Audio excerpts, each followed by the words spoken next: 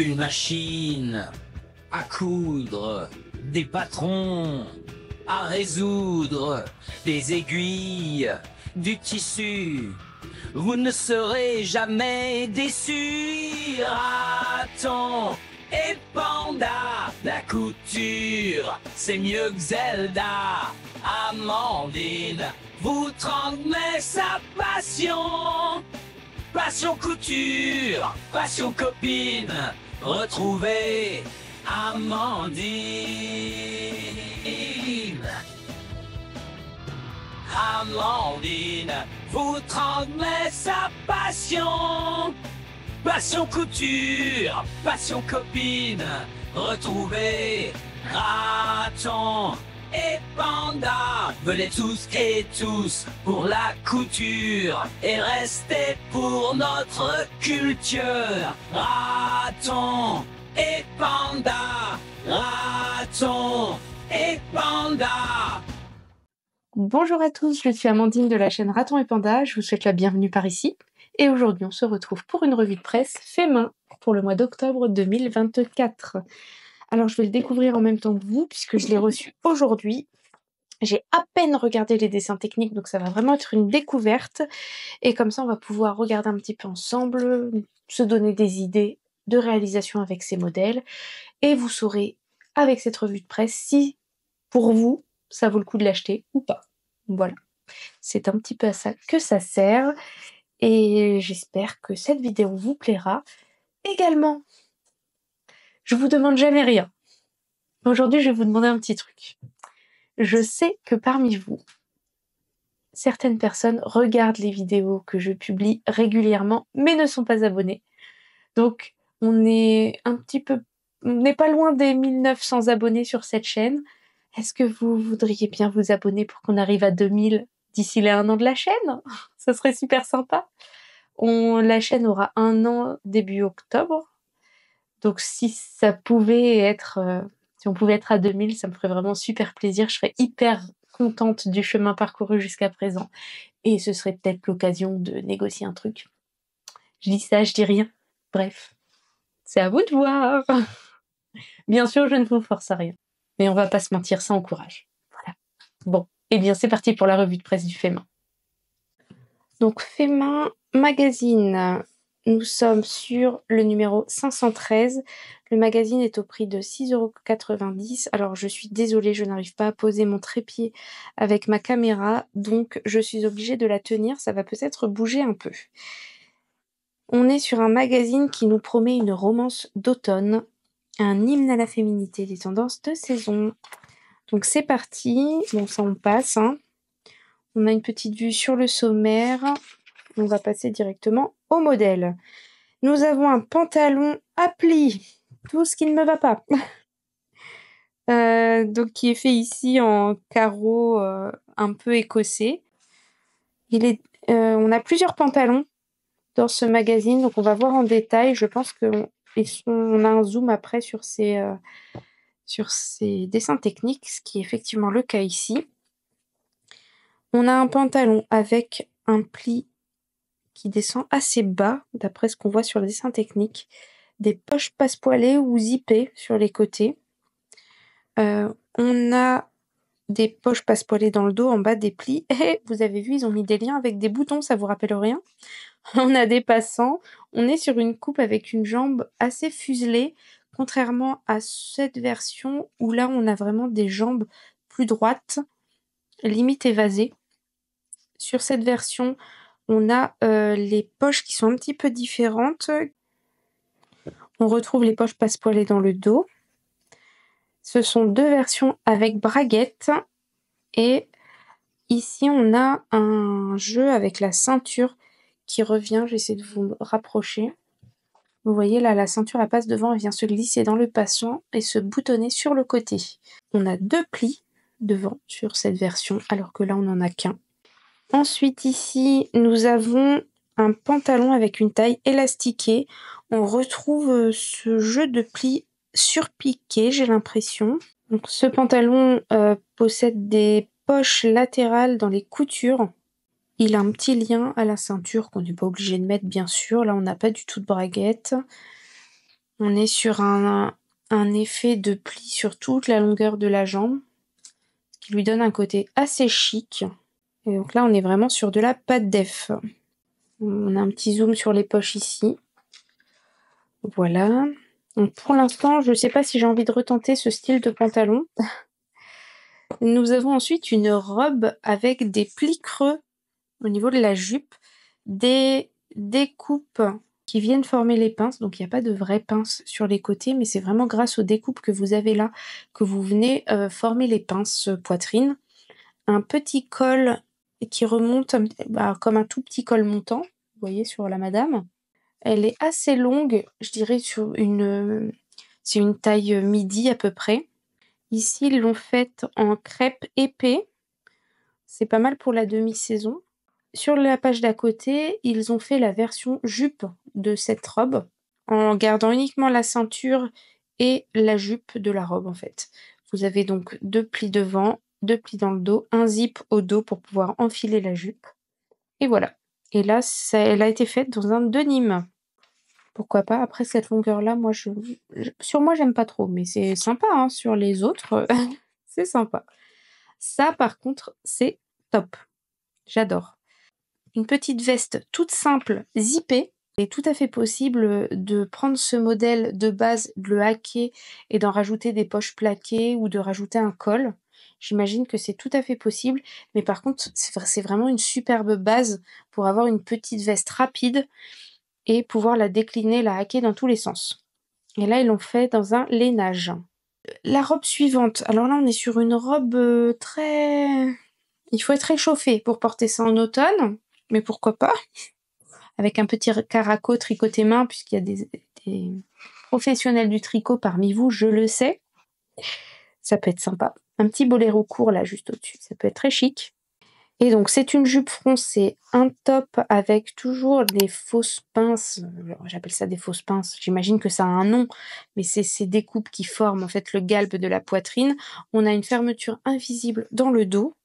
Et je pense que c'est terminé avec soit un double rentrée, soit un biais au niveau du haut du bustier.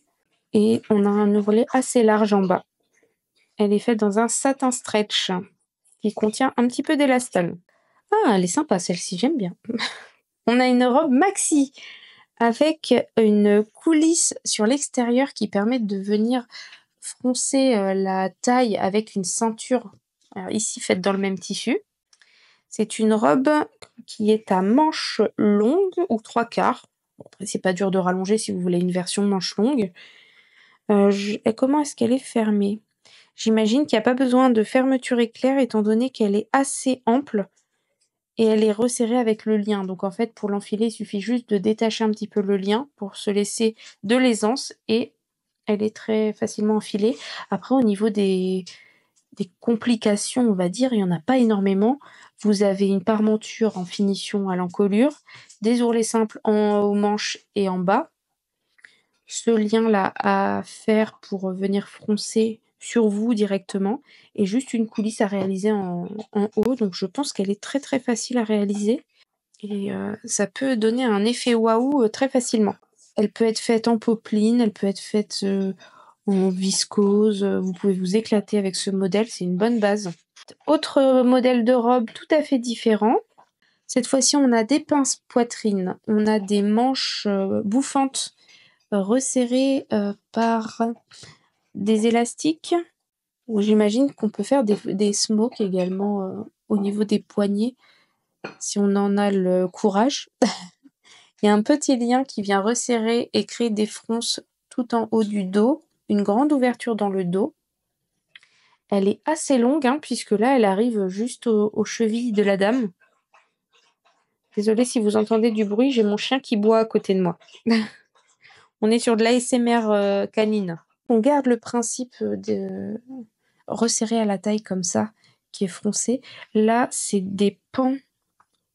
On a un pan froncé sur une moitié, un autre pan de l'autre côté, et au milieu, c'est pas froncé comme si c'était un pan différent. Par contre, moi, je sais pas trop quoi en penser. Pour le coup, plus je la regarde, plus je ne sais pas. Alors, les manches bouffantes comme ça, c'est pas trop mon truc. il faudrait ajuster un peu plus les manches et dans ce cas-là, pourquoi pas. Ah, du tricot pour celles que ça intéresse. Ensuite, niveau couture, on retrouve la jupe de tout à l'heure avec les plis devant et dans le dos. Qu'est-ce qu'ils ont utilisé comme tissu? Un jacquard zébré, extensible. On a une autre version de la robe avec l'ouverture dans le dos, dans un polyester imprimé avec des petites fleurs. C'est vrai que le dos est sympa avec ce lien, mais alors en automne, je vais pas porter un dos nu, hein, personnellement. Ensuite, là, j'adore. La petite veste, là. Alors comme ça, dès que je la regarde, sans aller rechercher dans mes archives magazines, elle me fait beaucoup penser à une veste qu'on a vue dans les Cocottes magazines. D'ailleurs, j'en ai pas revu. Vous me direz si vous en avez revu, mais j'ai vu les 2 premiers et j'ai l'impression que ça s'est déjà arrêté. Donc ça me fait penser à une de leurs vestes dans l'esprit, avec ce col, cette grande bande comme ça qui fait tout le tour, les empiècements d'entournure et donc sans manches comme ceci. C'est une veste qui se porte ouverte et elle est portée sur cette photo avec le petit short, modèle 17B. Short en sergé extensible, modèle simple, avec des poches plaquées de dos et garnies de surpiqûres. Alors, le modèle est simple, mais sa réalisation, à mon sens, est technique. Parce que y a la braguette, il y a toutes les surpiqûres partout, réaliser une ceinture, réaliser les passants, la boutonnière. Il n'y a rien d'infaisable, mais pour moi, c'est pas facile. Je sais pas si en premier modèle, j'aurais fait ça, quoi. Ensuite, un blouson. Alors ici, on a l'esprit un petit peu bombardier. Vous savez, c'est les blousons aviateurs, je dirais. Ici, il est fait dans un simili-cuir et doublé de fausse fourrure. Et j'ai l'impression que la fausse fourrure, elle est brodée de petites fleurs. La difficulté 3,5 sur 4. J'aime beaucoup je trouve qu'on n'en voit pas beaucoup sur les patrons. Là, vous voyez, on a une espèce de lien ou de patte que vous pouvez venir attacher dans une boucle de ceinture. Je trouve ça très joli. Ça change. Et là, par contre, on est vraiment sur une masterpiece. C'est pas Burda, mais c'est de la masterpiece quand même. On retrouve la petite veste de tout à l'heure, qui est zippée. On a un pantalon pas de def. C'est un pantalon qui est fait en denim stretch. Donc ça, c'est un patron de jean, hein, clairement, avec des pattes def. Ça convient plus à ma morphologie. Donc pourquoi pas essayer. Et là, alors, ils disent que la veste, elle est niveau 3. Pour moi, il n'y a rien de compliqué dans une veste doublée. Peut-être parce que c'est un des premiers vêtements que j'ai réalisé dans ma grande carrière de couturière.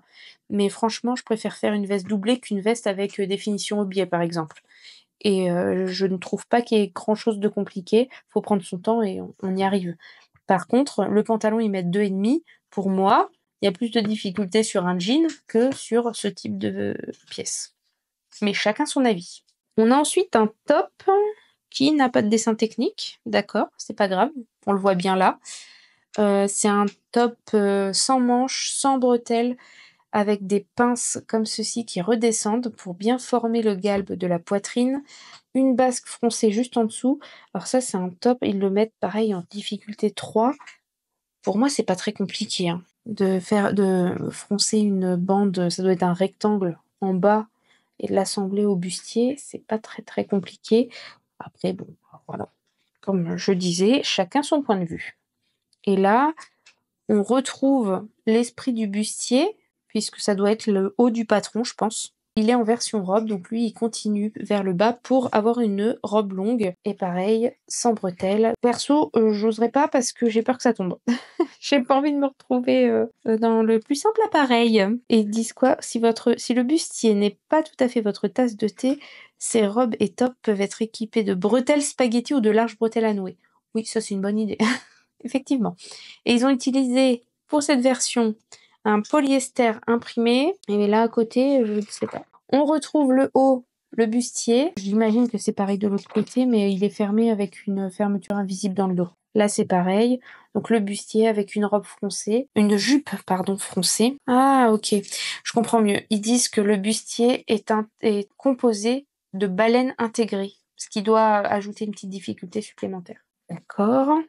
Donc sinon, modèle très sympa aussi. Et donc on retrouve le top qui était en rose juste avant, porté avec le jean patte d'éléphant là, mais en blanc. Et celui-ci, c'est un velours côtelé. Bonjour Minette.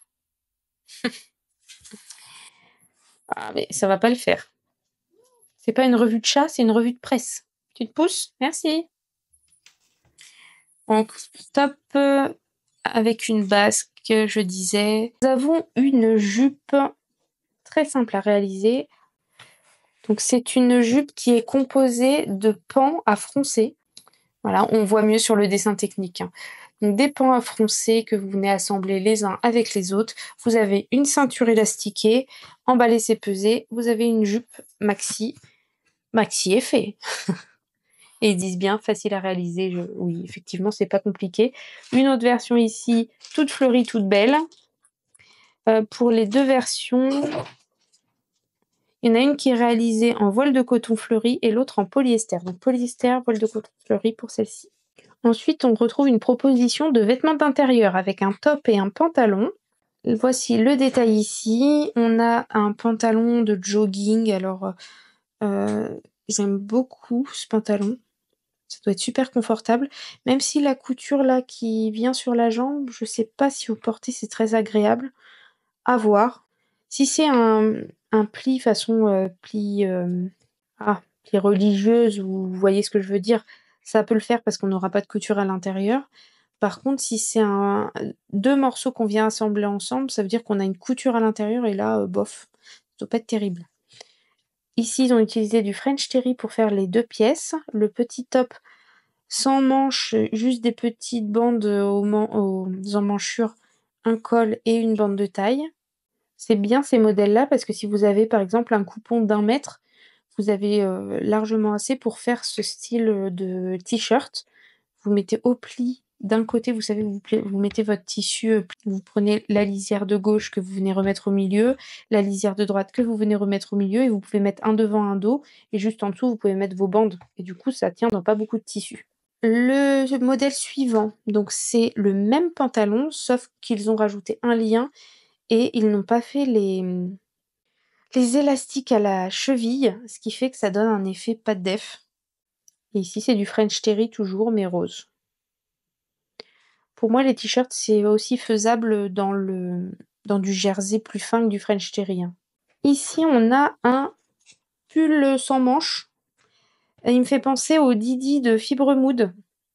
Sauf qu'il a des manches. Alors, vous pouvez le faire avec ou sans manches, mais il m'y fait beaucoup, beaucoup penser. Une bande de taille, cette espèce d'encolure camionneur. Et là, on retrouve les bandes d'ourlets de manches, comme on a sur le t-shirt précédent. Il est accompagné d'un petit short avec des poches, avec un simple passe-poil, un cordon, des poches dans les coutures latérales. Ensuite, on a une robe très confortable, je pense. Je suppose qu'on peut faire ou non les manches, et ça donnera une épaule un peu tombante si on ne fait pas les manches. Vous avez des manches bouffantes, un poignet de manches façon sweat, et des fentes en bas de la robe pour avoir un petit peu d'aisance. Ça peut être pas mal dans un tissu, pareil, un French Terry. Là, ils l'ont fait dans de l'éponge. Pourquoi pas? Pour porter à la maison, cocooning comme ça, l'automne, l'hiver, ça doit être pas mal. Les planches patron fait main. Alors, niveau difficulté pour décalquer, à certains moments, on est sur du style Burda. Vous voyez, c'est vraiment l'autoroute. On va pas se le cacher. D'ailleurs, je me demande si vous voyez là, il y a écrit Roularta. Je me demande si ça fait pas partie de la même entreprise que Burda. C'est une immense planche patron. Et dessus, vous avez des plus petites planches patron, mais que vous pouvez pas vraiment découper pour en avoir des plus petites. Parce que sinon, comme c'est du recto verso, vous allez couper en plein milieu de la planche d'en dessous. Donc il faut avoir une grande table pour décalquer. On passe sur des modèles enfants. Oui, oui, oui, trop bien. Alors, on a une petite blouse avec une bande froncée comme ça qui vient créer un volant ici. Ensuite, un pantalon de jogging.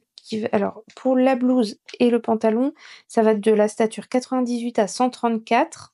Pour le petit pantalon, il a des poches plaquées dans le dos, des poches italiennes, une bande élastique à la taille, une fausse braguette et des bracelets de cheville. Ensuite, pour les plus grands, du 134 au 170, on a une blouse avec un col Claudine, une petite goutte dans le dos, juste là. Et on retrouve un pantalon assez cool, puisque c'est une taille élastiquée, une jambe assez large, pas de fausse braguette, c'est vraiment très très simple. Et ici, il est fait dans une popeline violette. Non, c'est pas ça. Non, le pantalon est fait dans un polyester imprimé et la blouse dans une popeline de coton violette avec un petit détail de col en dentelle. Pour nos petits mecs, on a un t-shirt qui peut être pas mal pour passer des chutes. Bon là, j'aime pas trop le tissu qui est proposé, comme ça on dirait qu'il sort de prison. Oui, le haut est en coton imprimé et le bas en coton vert. D'accord. Donc stature 134 à 170. Un short tout simple élastiqué à la taille. Là, je verrais bien un jeu de couleurs, par exemple, le faire en French Terry, avec des couleurs contrastantes aux épaules, même jouer sur la couleur des manches. Dans le dos, on peut s'amuser aussi à faire un esprit color block. Ça pourrait être sympa. Un short, bon voilà. Ça peut être pas mal pour faire des pyjamas. Ici, nous avons ensuite un pantalon pour la plus petite gamme de taille. Un pantalon du 98 au 134. On va voir le détail du dessin technique. Il est où? Bon, je suppose que c'est ça. Donc on a un sweatshirt avec une demi-poche plaquée puisqu'elle est prise dans la couture. Donc ça vient la cacher un petit peu. Et plusieurs empiècements pour créer la pièce devant. Pareil, des petits détails sympas aux épaules. Je pense que ce sont des pattes. Ça fait pas partie, c'est pas des découpes, c'est des pattes qui sont cousues dessus. Le pantalon, pour passer des chutes, faire un mix de couleurs, ça peut être pas mal aussi. On a un détail de poche plaquée, semi-plaquée, semi-italienne. Des pièces qui sont coupées dans tous les sens. Pareil dans le dos, ça peut être bien pour faire un faux jean. Vous avez une rehausse, donc ça vous le faites dans un jogging esprit jean et ça, le tour est joué. Vous allongez un peu, paf, vous faites un ourlet et vous avez le confort d'un jogging mais en effet de jean quoi. En plus il y a la fausse braguette, ça peut être pas mal. Là nous avons la même chose mais sans les bracelets aux chevilles, sans les semi-poches plaquées italiennes. Ils ont juste fait la poche italienne. On retrouve les poches plaquées dans le dos, mais par contre, ils ont enlevé la découpe qui correspondrait à une rehausse sur un jean. Et là, c'est fait en jean, par contre. Alors que celui d'avant, il était présenté en jogging, en sweat. Voilà. Ils sont sympas, ces modèles enfants. Pour les filles, on retrouve une robe stature 134 à 170. C'est une robe avec des manches en plusieurs parties, un bord-côte à l'encolure ou alors fait dans le même tissu, c'est possible aussi. Elle a des boutons dans le dos. Qu'est-ce qu'ils ont utilisé comme tissu? J'arrive pas à voir ce que c'est comme tissu. Je vois les tissus utilisés sur la page d'à côté, mais à aucun moment ça parle de celui-ci, de la robe là. Donc je peux pas vous dire si c'est en chaîne et trame ou pas. Mais ils disent par contre qu'on peut utiliser un bord-côte uni ou contrastant pour réaliser l'encolure. Ensuite, on a un petit t-shirt à manches raglan qui est très sympa. J'aime beaucoup. Bon, dommage, ma fille fait pas 1m34, donc ça va attendre. Oh, remarquez, ça peut être... ça se trouve, ça pourrait être fait pour les garçons. Je sais pas, il faudrait essayer. On a une jupe short avec un élastique à la taille qui vient se nouer sur le devant. Elle est faite en crêpe celle-ci, difficulté 2 sur 4 je crois. Qui peut être sympa pour même à faire en viscose ou en tissu assez fluide, en polyester. Ça peut être pas mal. On retrouve la fameuse robe. Super. C'est du coton. Mais ils disent pas si c'est de la popeline ou du jersey de coton. Bon, bref. Je suppose que c'est de la popeline étant donné qu'il y a une ouverture avec une patte de boutonnage dans le dos. Voilà, donc c'est ce qu'on disait, bord-côte, manche en plusieurs parties. Les ourlets sont faits grâce à une bande repliée façon bord-côte. Et là, on a un zoom sur le dos avec la patte de boutonnage. À côté, on retrouve un sweat très mignon. Ils disent un t-shirt, mais j'imagine que dans un sweat fin, c'est faisable aussi. Il est élastiqué, j'ai l'impression, au niveau de l'ourlet du bas. Vous avez un élastique qui vient froncer la tête de manche, ici, pour donner un effet sympa. Il me fait penser un petit peu au sweat reine de Stila Pattern. Je crois que c'est ça. Une jupe short, ici, avec le dos, les rehausses, les rabats de poche boutonnés dans le dos. Et j'ai l'impression qu'il y a des poches également au devant. On voit un petit bout là de poche italienne. Et la jupe short est réalisée dans du coton. Donc, je pense que coton c'est chaîne et trame, et quand c'est du jersey, il marque le jersey imprimé.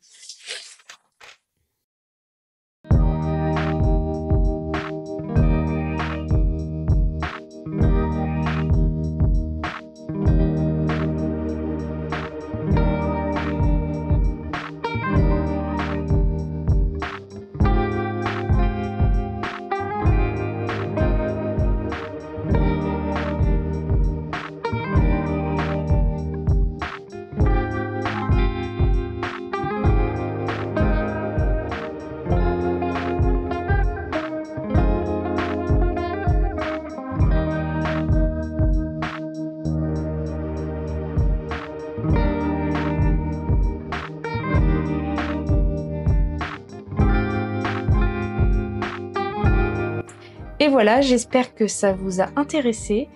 De mon côté, je vais rapidement vous parler d'une copine YouTube. Vous savez que j'aime bien faire ça, que voilà, j'aime bien vous faire découvrir de nouvelles choses et de nouvelles personnes à qui je m'attache aussi. Je vais donc vous parler d'Elisabeth. Sa chaîne s'appelle Loulcou. Je vais vous l'indiquer et vous mettre le lien en barre de description. Elle a lancé sa chaîne il n'y a vraiment pas longtemps. Elle a fait une vidéo de présentation où elle nous parle d'elle. Elle a fait une vidéo haul Fabrique Baron et son premier bilan couture que je vous invite à aller voir et à découvrir. Elle explique super bien ce qu'elle fait, pourquoi elle choisit ses modèles, les différents soucis qu'elle rencontre, d'où viennent ses tissus, enfin bref, elle est hyper complète dans ses explications, donc je vous invite à aller voir sa chaîne. J'adore l'écouter, en fait c'est fluide, voilà, c'est une personne simple qui se prend pas la tête comme j'aime. C'est tout pour moi pour aujourd'hui, j'espère que tout va bien pour vous, j'espère que vos projets couture se passent bien, et moi je vous dis à très vite pour une prochaine vidéo. Bye!